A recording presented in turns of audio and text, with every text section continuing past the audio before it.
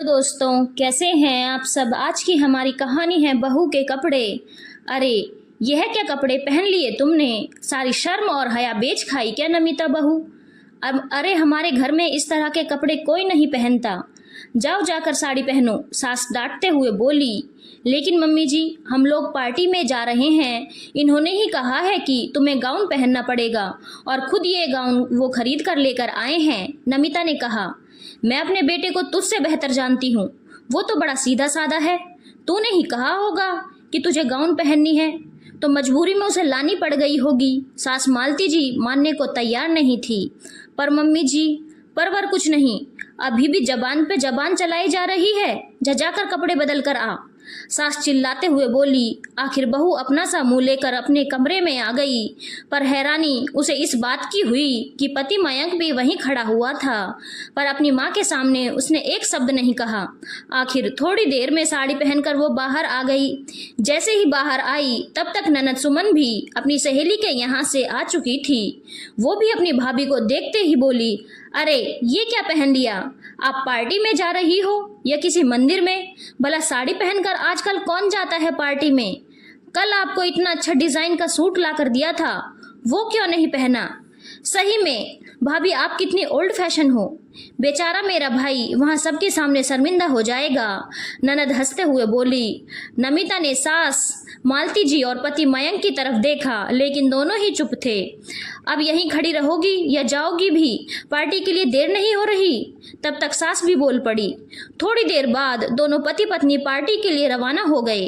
पति कुछ नहीं बोला, सिर्फ ड्राइविंग कर रहा था और पत्नी भी उसे बस घूरे जा रही थी। आखिर थोड़ी देर बाद पति बोला, तुम में जरा सी भी अक्ल नहीं है। क्या जरूरत थी मम्मी के सामने ये गाउन पहन कर आने की। लो अब साड़ी पहनकर जाओ पार्टी में। तो गाउन पहनकर कहाँ से निकल कर आती मैं। मम्मी जी तो हमेशा घर के दरवाजे पर ही बैठी मिलती हैं। गायब तो नहीं हो सकती थी ना मैं।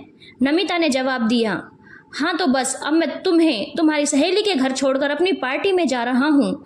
मुझे नहीं लेकर जाना तुम्हें पार्टी में। वहाँ सबकी पत्नियां गाउन पहनकर आई होंगी और मेरी वाली को देखो, मुझे अपनी इज्जत का फालूदा नहीं करवाना। मयंक झल्लाते हुए बोला।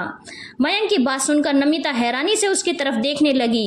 ये देखकर मयंक बोला, अब ऐसे क्या देख रही हो मेरी तरफ। बिल्कुल भी पता नहीं है तुम्हें कि पति को कैसे खुश किया जाता है।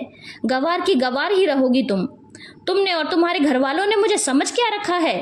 एक चाहता है कि मैं साड़ी पहनकर ही रहूं, दूसरा चाहता है कि मैं सूट पहनकर रहूं और तीसरा चाहता है कि मैं नए जमाने के कपड़े पहनकर घूमूं। अरे तुम लोग मिलकर ही क्यों डिसाइड नहीं कर लेते कि आखिर तुम लोग चाहते क्या हो। तीनों ने मिलकर मेरी जिंदगी खराब कर रखी है। ऊपर से अपना पंचिंग बैग और बना लिया है जो आकर मुझे सुनाकर चले जाते हो। अपनी मम्मी के सामने तो तुम्हारी जबान तक नहीं खुलती और यहाँ मुझे सुनाए जा रहे हो। और तुम तीनों को खुश करते करते मैं कहाँ खुश हो पाती हूँ। मैं क्या चाहती हूँ उसका तो तुम लोगों को ख्याल ही नहीं होता।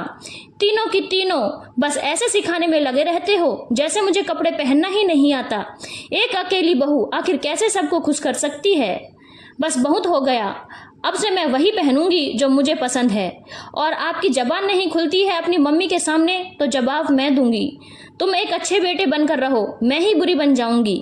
पत्नी की बात सुनकर पति भी चुप हो गया और रास्ते में उसकी सहेली के घर पर छोड़कर अपनी पार्टी के लिए रवाना हो गया। 2 घंटे बाद पार्टी कर पत्नी को सहेली के घर से लेता हुआ घर पर आ गया।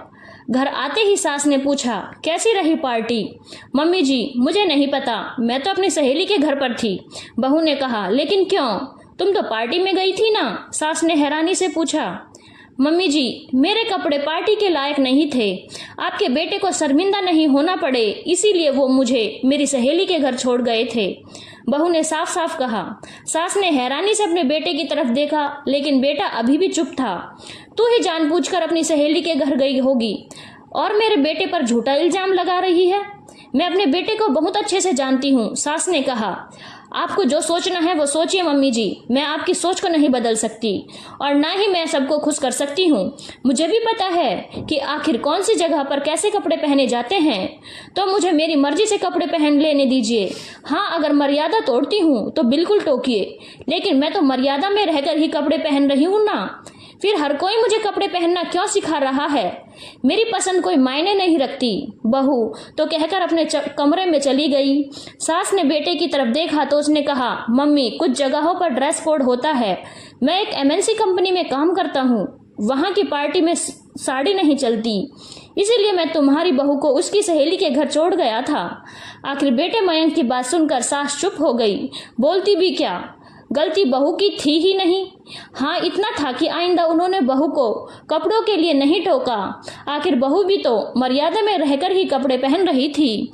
धन्यवाद दोस्तों। अगर आपको कहानी अच्छी लगी हो तो चैनल को लाइक, शेयर और सब्सक्राइब करना ना भूलें।